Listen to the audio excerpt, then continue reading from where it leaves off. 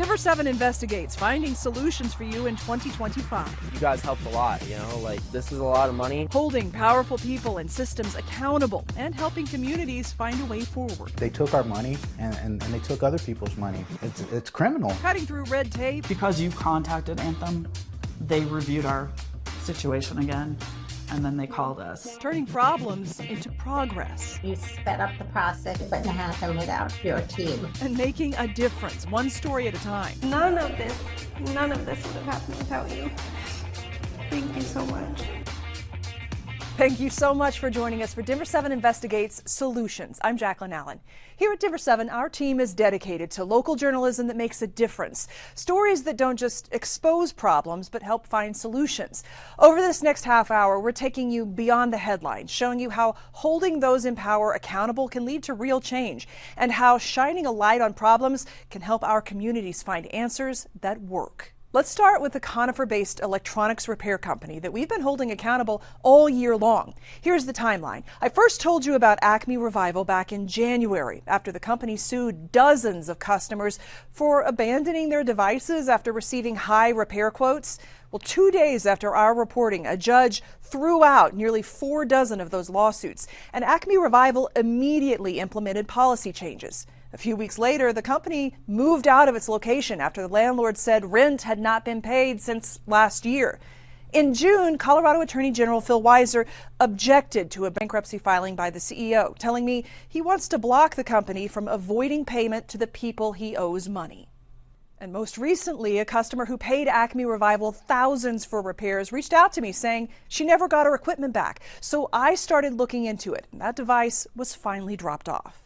I'm glad that this is finally resolved. Yes, and thanks to you guys, because it wouldn't happen without your team. The relief Margaret Argento feels comes after a year and a half of worry. It's very devastating. In March of 2024, her company paid Conifer-based Acme Revival more than $6,900 to repair this high-tech device that measures radio signals. And since then, radio silence. We keep on getting those automated emails that they are sending it back, and it's not coming back. That's when she found Denver7 Investigates reporting on Acme Revival, suing customers for storage fees. This sort of case is, for me, the poster child of predatory conduct. Colorado's Attorney General accusing the CEO, Logan Beck, of fraud. Behind us, we're looking at devices that are kind of in limbo. Beck met us at a storage facility in Conifer where the company is keeping what he says are mostly abandoned devices after customers rejected repairs. I think it's just hard to run a company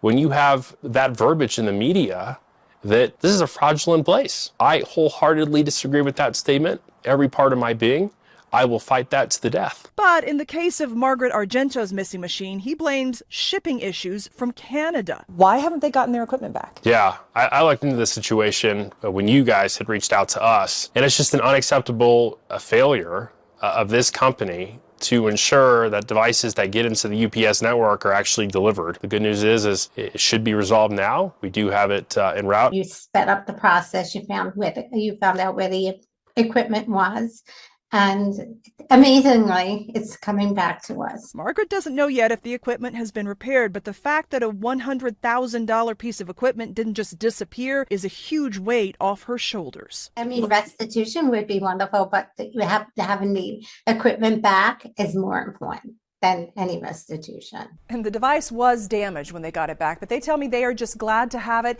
and they're taking it to a trusted shop to get it fixed. This year we helped several people get their things back, including one customer of a Denver cobbler shop. We started looking into Cobblers Plus after it closed in late 2023.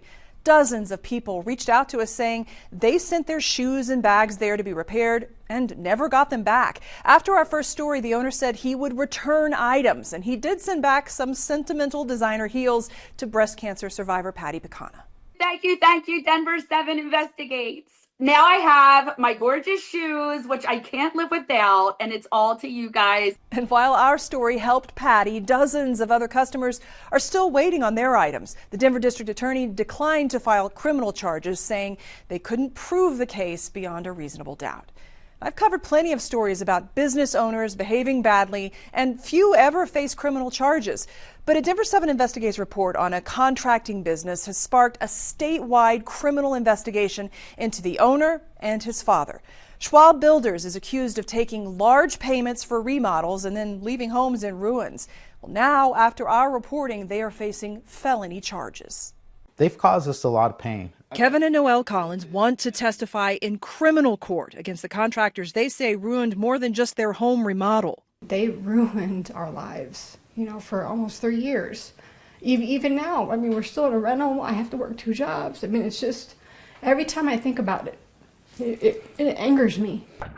For the last year, Denver7 Investigates has been exposing issues with Schwab Builders, the owner Sean Schwab and his father Avi. There are literally millions of dollars in damages here and 17 different lawsuits. Attorney Jason Krieger, representing the Collins, says the scope here goes far beyond civil court. And a grand jury agreed. Sean and Avi Schwab now face felony theft and organized crime charges. This is Jaclyn Allen. They have not responded to our previous request for comment. What does the fact that there are criminal charges say about this situation?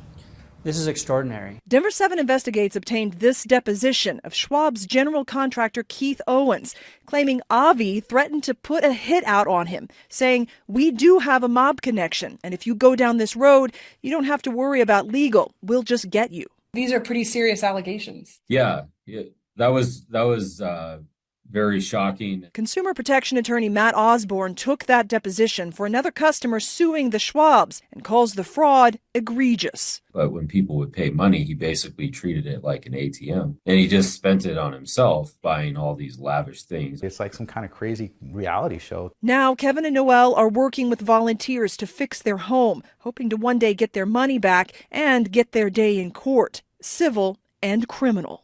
They took our money. And they took other people's money. It's criminal what they've done. And since then, families have grown frustrated with long delays in these court cases. Sean has yet to be arraigned nearly a year after his indictment, and he's gone through 3 defense attorneys. Avi pleaded not guilty to criminal charges and filed for bankruptcy in May, a move that froze his civil lawsuits. But now those cases can move forward, and his customers are hoping for their day in court next year. Denver7 Investigates is committed to holding companies accountable and seeking solutions for consumers. This year, we also uncovered a used car dealership accused of deceptive practices in Colorado. AutoSavvy promises its salvage title cars are fully reconditioned after insurance claims, but customers tell us a different story. Charlie Darnell told me she bought what looked like a brand new Dodge Durango, but after a minor fender bender, a collision center discovered the car was missing parts and was partially held together with zip ties and drywall screws. I had nightmares about it. I would have never bought a car that was dangerous like that. Did AutoSavvy make everything right? Not a bit. I even asked a couple of them what they would do if a car was in a wreck that I bought from them and they found out that it was completely repaired wrong. And all of them like, oh, we'll take care of it. AutoSavvy told her there was nothing they could do, so she fought back and took them to arbitration. An arbitrator found the company's practices were deceptive and fraudulent and awarded Darnell more than $300,000. It's going to show up on the ledger, and that means somebody's going to go, what the hell's happening? But this, I think, is enough for them to care. Denver7 Investigates has been exposing predatory towing and booting practices for years.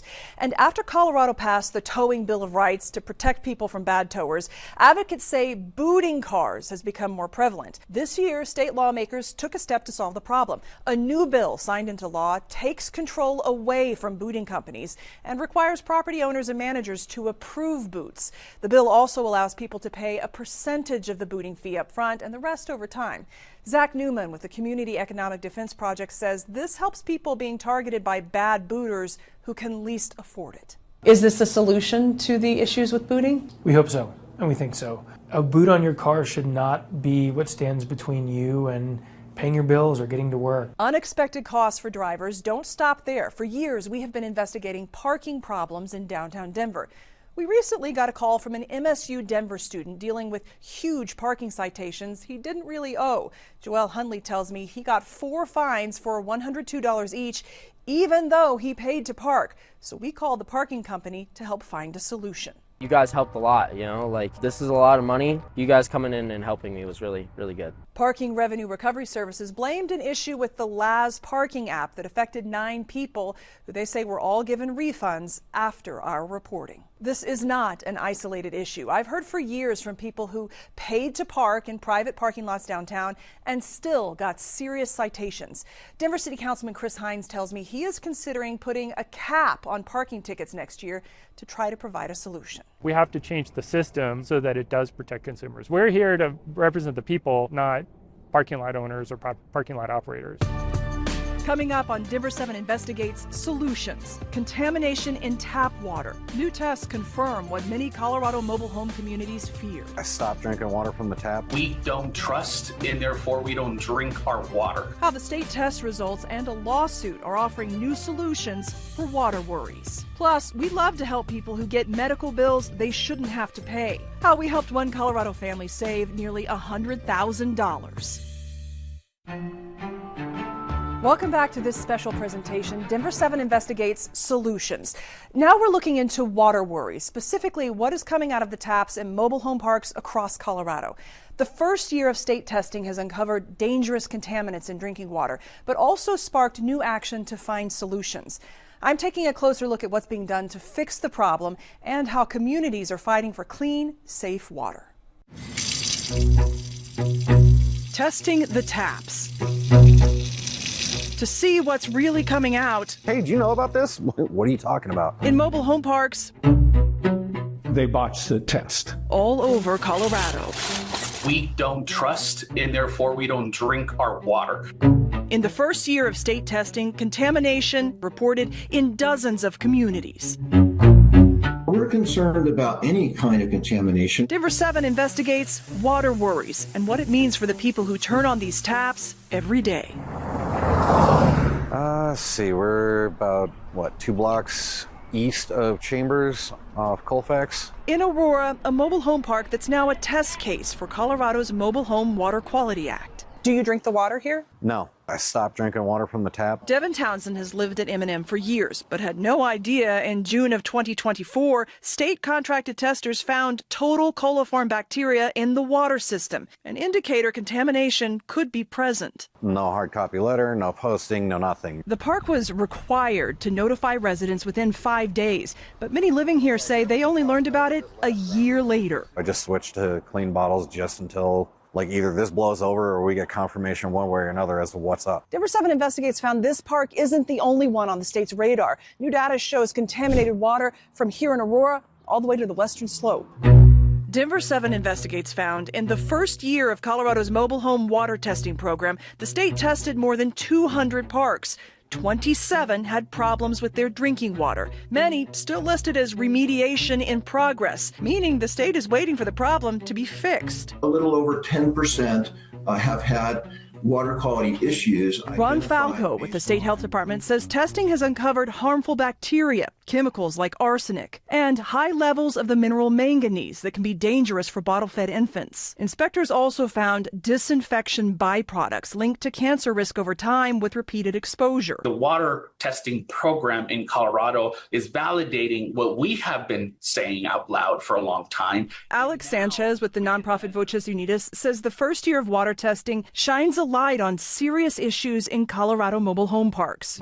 For example, in Clear Creek County's Empire Junction, high levels of manganese prompted an immediate warning to parents. In Alamosa, at the former Johnson Trailer Park, tests showed arsenic over the safety limit. And in El Paso County's Circle Drive, PFAS, or forever chemicals, still above federal limits. Where do we go from here? Well, we hope that the state aggressively enforces the law. Back in Aurora, that's what's happening. For the first time, the Colorado Attorney General suing under the new Mobile Home Water Quality Act, stating the owners of M&M Mobile Home Park didn't notify residents about bacteria, missed testing deadlines, and ignored orders. Civil penalties are stacking up. 2 fines of more than $14,000, both unpaid, according to the lawsuit. So the water faucet out here was tested. So Denver7 Investigates went to get answers from the park's longtime owner, Harvey Westford. He says the state got it wrong. They botched the test. The most important thing you have to do a water test is to make sure the faucet itself is clean. He points to the city of Aurora testing days later that found no bacteria. The result, 0.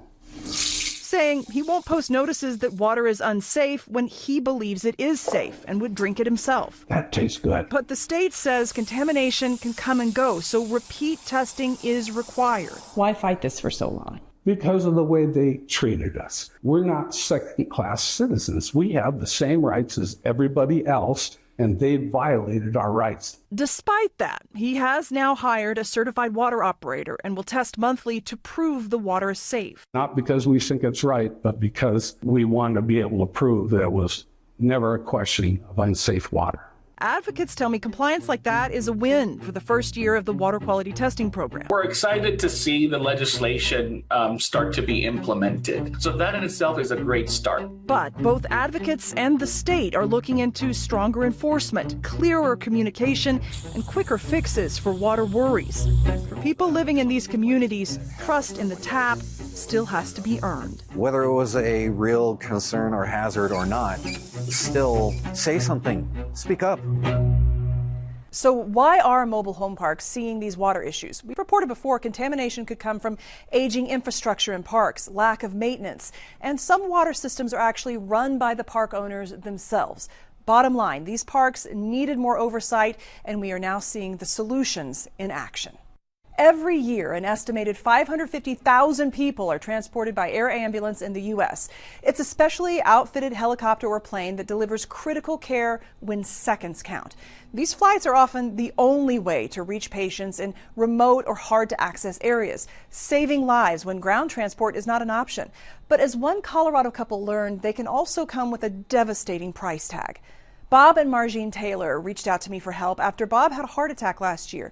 He was flown by Guardian Air Ambulance from Alamosa to Pueblo. The flight saved his life, but Anthem Blue Cross Blue Shield denied their claim, saying it was not medically necessary, leaving the Taylors with a $94,000 bill. Well, they appealed twice and were denied both times. I was shocked. I was really shocked. I just felt like we were stuck in the middle of all these companies and nobody cared. The Colorado Consumer Health Initiative started investigating, and so did we, and we discovered their case had been misclassified. How did they determine it was not medically necessary? We don't know. And frankly, based on what we have learned, they didn't have enough information to say it was not medically necessary. I think this case potentially demonstrated new behavior that is very concerning by both the air ambulance entity and the insurer. So I reached out to Anthem to find a solution for them, and the company blamed unclear communication. They negotiated with the hospital and the air ambulance provider to cover the costs, so now their bill is taken care of. Bad medical billing is a major issue we investigated this year. I helped find a solution for one viewer in Broomfield after she got a big surprise. Kristen Jenny tells me she was stunned when she got a $332 bill for a physical therapy treatment she got 3.5 years ago. Payment she says her insurance originally covered. When she couldn't get answers, I reached out to Boulder Community Health. A spokesperson told me that claim was reprocessed and reclassified as not covered by Anthem Blue Cross Blue Shield. I'm someone who usually can resolve things on my own, so I appreciate the work you're doing, but I don't love that I had to escalate it this far. Colorado law allows late bills for up to 6 years, a practice consumer advocates say needs to change. I think when we have seen these late bills, it tends to feel predatory and extractive. What needs to be done to keep this from happening? I think ideally we need to set realistic timelines for healthcare billing. It makes it near impossible for the patient or consumer to have that covered by their insurance or fight the bill. The good news is, after we started making calls, Kristen credits us with Blue Cross Blue Shield closing the case, and she no longer has to pay that bill. Still ahead, restoring trust. When we told you about contractors that left a Colorado couple's home torn down to the studs, the community jumped into action with a solution of their own. You guys brought some light back into our life, and I can see it now.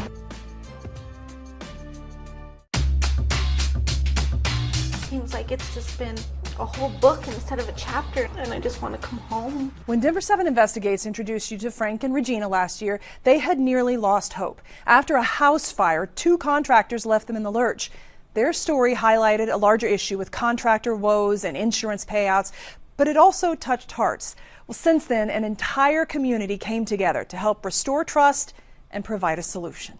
This just got framed out. If these brand new walls could talk, Oh my gosh, where do I even start? Regina Ortega and Frank Vigil know It all started with an electrical fire. they'd have quite the story to tell. Feels good to know that we're getting closer. It was close. So the entire garage was burnt to a crisp. Last summer, the couple showed us how two contractors left them hanging, their home down to the studs, their insurance money down the drain. Seems like it's just been a whole book instead of a chapter, and I just want to come home. But that's when Denver7 Gives viewers wrote a new chapter. Oh my goodness. That's awesome. Oh, thank you. Not just donating thousands of dollars in supplies, Enough is enough. You know what I mean? but donating their time. Frank Connors and Bob Gravante with GC Home Remodeling, tiling the bathrooms. Yes, there are bad contractors, but then there's people like us that care. The Better Business Bureau's Restoring Trust program writing the next chapter. We just know there's so many companies that want to give back and they want to help people. Yeah, it's incredible. It really is. Steve Stunts with the Wall Rebuilders knows what it means to build community. We hung all the sheetrock here and did all the taping and finishing. I hear almost on a daily basis contractors that fall through or fall short, and I feel so bad for people. Is this your way of righting a wrong? Oh, absolutely, 100%. This is how you build a community. Going from an empty shell to a fresh start. We are standing in the same place we did your last interview, but it looks completely different. Yeah, it's we got walls, we have insulation, we have electricity. So if these walls could talk, their story may end with happily ever after. Is there a light at the end of the tunnel now? Oh, for sure. Yeah. It's brighter than ever. Brighter than ever. That scope had gotten so small that I didn't know what was going to happen to me and my family. And that's scary. But yeah, you guys brought some light back into our life, and I can see it now. You know, having walls, I can see a house again. None of this would have happened without you. Thank you so much. It's been a big year for Denver7 Investigates. We will keep holding those in power accountable, shining light on problems and helping find real solutions for Coloradans. If you are looking for solutions and would like me to investigate, scan the QR code on your screen for ways to get in touch with me, or you can send me an email directly at jaclyn.allen@denver7.com. Thanks so much for watching this Denver7 Investigates Solutions special presentation. I'm Jaclyn Allen. Happy holidays.